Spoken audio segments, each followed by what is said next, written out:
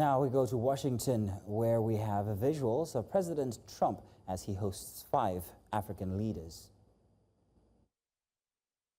They're building their own plant. You heard me say yesterday, they're building their own electric generating plants to go along with the factories or plants that they're building. If they want to do that, we're getting them fast approvals, very fast turnarounds. They're using mostly natural gas to start off, but they're using coal. They have the right to use coal. They have the right to use nuclear. Nuclear has come a long way in the last 5 years. So we're getting them very fast approvals. We have factories and plants building at a level that we've never had in this country before. Yeah. And secondly, a study from the Council of Economic Advisors. You put it on Truth Social yesterday. It showed that your assessment that tariffs would slow inflation was accurate and that the prices of imported has fallen. That your assessment was right, the critics were wrong. Why do so-called experts continually misread your economic policy, sir?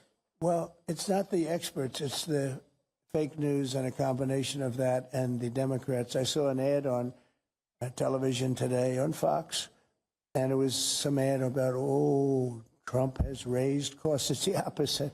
I actually put out a statement. I brought down costs. I brought down the cost of groceries. I brought down the cost of this, and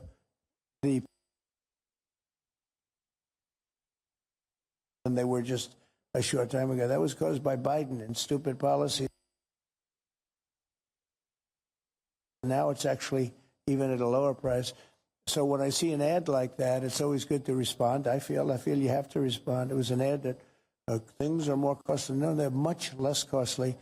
Yesterday, $1.99 a gallon. There's 3 states were selling gasoline at $1.99. You haven't seen that for a long time. And I brought costs way down. Just about every cost. I can't think of a cost that went up, but just about every cost. So what they do is they lie. I mean, they take ads. They'd almost think that the advertising station would stop it because they know it's wrong. It's such a lie. All you can do is say it's a lie and explain it. I guess I have the ability to explain it at conferences like this, so I like to take advantage of it and do it. But costs are substantially down under the Trump administration. And as you know, Biden had the highest inflation, I believe, in the history of our country. They say 48 years, but regardless, I think it was really the highest in the history of our country. And they were up to numbers that nobody ever saw before. And we have inflation now totally under control. We have a Fed chairman that, if he was doing his job properly, would lower interest rates. But we're bullying through even that. We're doing so well, it's not having that kind of an impact on us. But you want to see a rocket ship? We should have the lowest interest rates, because without us, there's nothing. And we have a strong country now, and we're taking in a lot of money. And other countries aren't even complaining. They got away with murder. They took advantage of a lot of very stupid people that sat in this seat. Very stupid people, or people that didn't understand business or something was going on. But hard to believe that they got away with it for so many years. But now, and I'm treating them very fairly. Again, we have countries with tremendous deficits with us, where we have, where we essentially lose a lot of money. And we are changing that around very rapidly. And I think it's about time somebody did it. Yeah, please.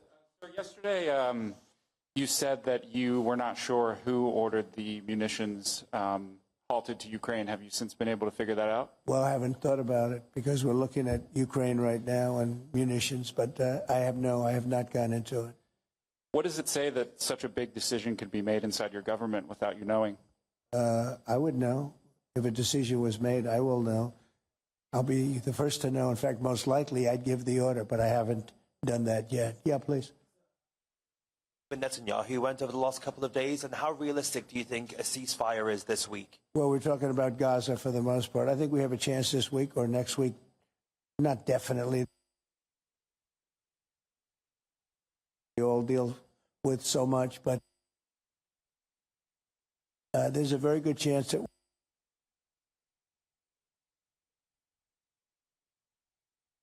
African